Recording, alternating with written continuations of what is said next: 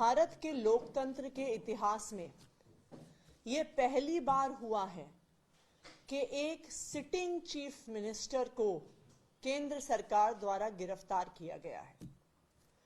यह भारत के लोकतंत्र के इतिहास में पहली बार हुआ है कि लोकसभा की चुनाव की घोषणा के बाद एक नेशनल पार्टी के नेशनल कन्वीनर को गिरफ्तार किया गया है।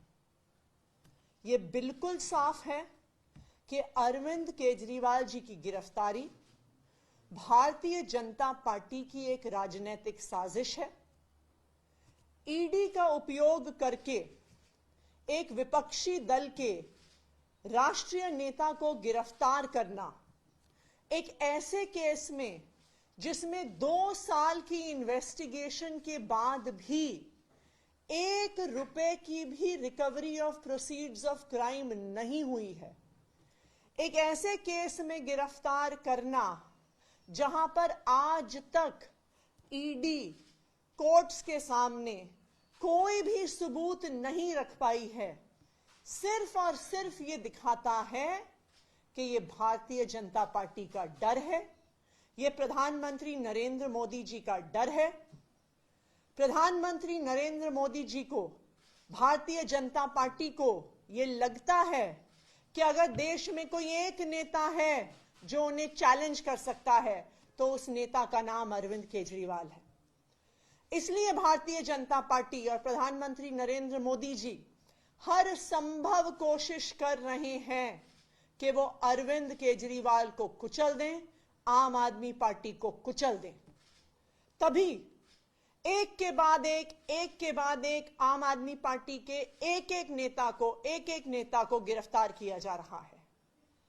आज आम आदमी पार्टी के number 1, number 2, number 3, number 4, number 5 के सारे नेताओं को झूठे आरोपों पर भारतीय जनता पार्टी शासित केंद्र सरकार और उनके पॉलिटिकल हथियार एनफोर्समेंट डायरेक्टरेट ने गिरफ्तार कर लिया है। लेकिन मैं भारतीय जनता पार्टी को यह बताना चाहती हूं कि अरविंद केजरीवाल सिर्फ एक मुख्यमंत्री नहीं है, अरविंद केजरीवाल सिर्फ एक नेता नहीं है, अरविंद केजरीवाल एक विचार है, अरविंद केजरीवाल एक प्रेरणा है। अरविंद केजरीवाल वो आदमी है जो अपनी आईआरएस की नौकरी छोड़कर, इनकम टैक्स की नौकरी छोड़कर दिल्ली की सड़कों पर उतरा था इस देश के लोकतंत्र को बचाने के लिए, इस देश के संविधान को बचाने के लिए।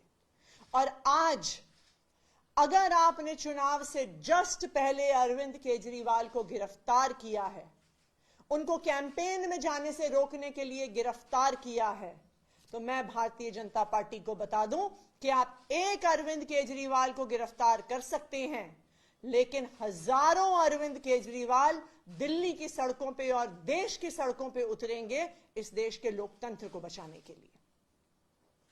आज भारतीय जनता पार्टी ने लोकतंत्र को खत्म करने का कोई प्रयास नहीं छोड़ा। हम देख रहे हैं कि किस तरह से एक के बाद एक सभी विपक्षी दलों पे और सभी विपक्षी नेताओं पे हमले हो रहे हैं। अगर वो भारतीय जनता पार्टी में चले जाते हैं तो उनके खिलाफ केस बंद हो जाते हैं, अगर वो भारतीय जनता पार्टी में जाने से मना कर देते हैं तो उन्हें उठा के जेल में फेंक दिया जाता है। दूसरी तरफ हमने देखा है कि किस तरह से कंपनियों को ईडी और सीबीआई के माध्यम से डरा के, धमका के, उन पे केस करके उनसे इलेक्टोरल बॉन्ड्स के माध्यम से हजारों करोड़ की उगाही करी है भारतीय जनता पार्टी ने। एक तरफ हेमंत सोरेन की गिरफ्तारी होती है, दूसरी तरफ कांग्रेस पार्टी का बैंक अकाउंट फ्रीज होता है। ये आने वाले लोकसभा चुनाव को, आने वाले पूरे देश में होने वाले चुनाव को अफेक्ट करने का तरीका है, विपक्ष को खत्म करने का तरीका है। ये चुनाव को चोरी करने का अगर तरीका नहीं है तो क्या है? आप सारे विपक्षी नेताओं को जेल में डाल दोगे, आप सारी पार्टियों के बैंक अकाउंट फ्रीज कर दोगे, तो कोई भी चुनाव कैसे लड़ेगा?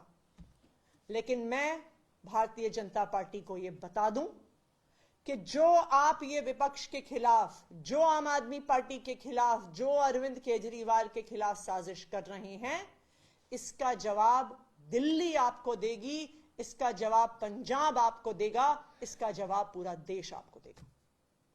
आज एक और चिंता भी है हमारी। देश में पहली बार एक सिटिंग चीफ मिनिस्टर जिनके पास Z+ सिक्योरिटी है, Z+ सिक्योरिटी कवर है, उनको अरेस्ट किया गया है। अब अरविंद केजरीवाल, दिल्ली के मुख्यमंत्री अरविंद केजरीवाल जी की सिक्योरिटी के लिए कौन जिम्मेदार है?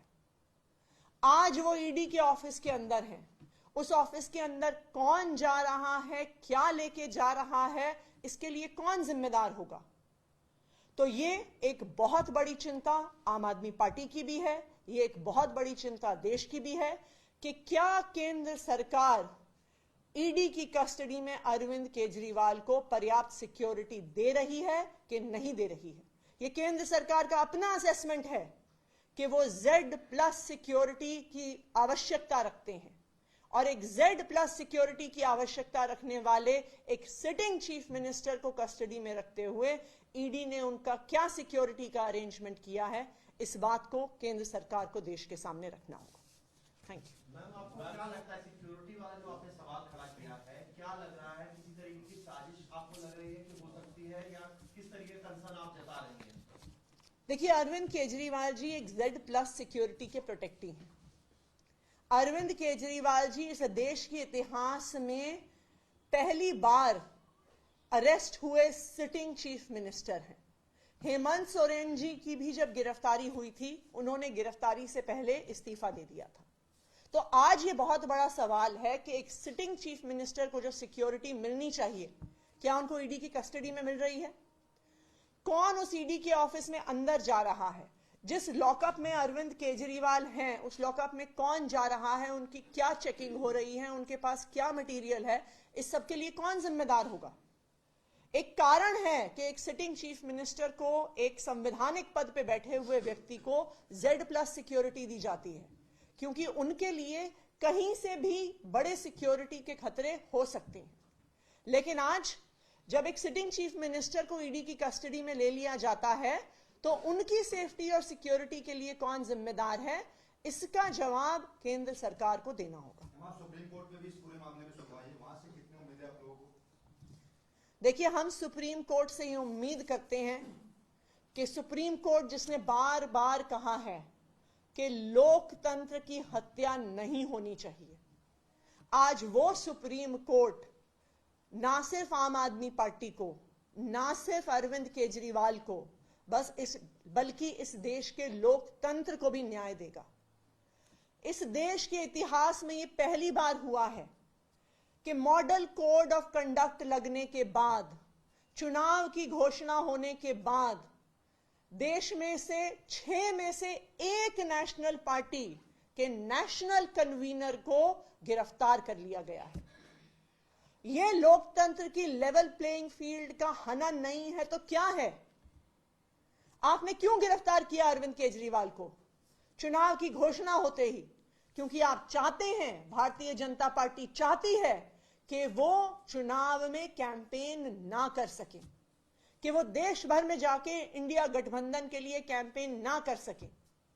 तो ये देश के इतिहास में, इस देश के लोकतंत्र के इतिहास में पहली बार हुआ है, और हम सुप्रीम कोर्ट से उम्मीद करते हैं कि सुप्रीम कोर्ट ने जब भी लोकतंत्र की हत्या करने की कोशिश करी है भारतीय जनता पार्टी ने, चाहे चंडीगढ़ के मेयर के चुनाव में, चाहे इलेक्टोरल बॉन्ड्स के माध्यम से, तो सुप्रीम कोर्ट ने सामने आके लोकतंत्र को बचाया है। तो हम ये उम्मीद करते हैं कि उसी तरह से आज भी सुप्रीम कोर्ट लोकतंत्र की रक्षा करेगा। क्या इंडिया अलायंस के लीडर्स के साथ कोई कोऑर्डिनेशन चल रहा है इस वक्त? क्योंकि पहला मामला नहीं, आपके हेमंत सोरेन की पहली गिरफ्तारी हुई है, अरविंद केजरीवाल, तो एक यूनाइटेड प्रोटेस्ट और यूनाइटेड कॉल, कुछ प्लानिंग ऐसी है? हम लगातार इंडिया अलायंस के नेताओं से सबसे टच में हैं। उनमें से कई लोग अरविंद केजरीवाल जी के परिवार से बात भी कर चुके हैं। हमारी भी कई नेताओं से बात हुई है, और इंडिया गठबंधन के सभी प्रमुख नेताओं ने फोन पर भी और ट्विटर और मीडिया के माध्यम से भी अरविंद केजरीवाल और आम आदमी पार्टी के लिए एक सॉलिडारिटी दिखाई है। ये लड़ाई सिर्फ आम आदमी पार्टी और अरविंद केजरीवाल की नहीं है, आज ये लोकतंत्र के लिए लड़ाई है।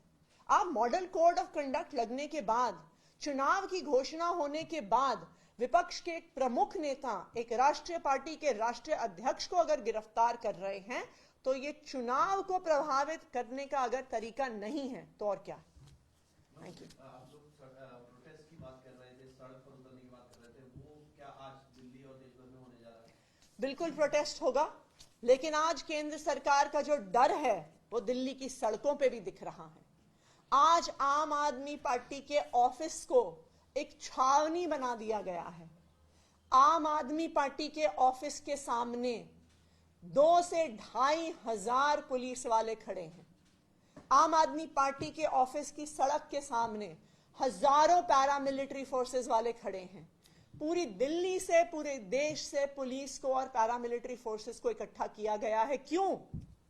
क्योंकि भारतीय जनता पार्टी को डर है, उनको पता है कि वो अरविंद केजरीवाल को जेल में डाल के लोकतंत्र की हत्या करने की कोशिश कर रहे हैं, और वो पुलिस के माध्यम से, पैरामिलिट्री फोर्सेस के माध्यम से अब दिल्ली के लोगों की और देश की लोगों की आवाज को भी बंद करने की कोशिश कर रहे हैं।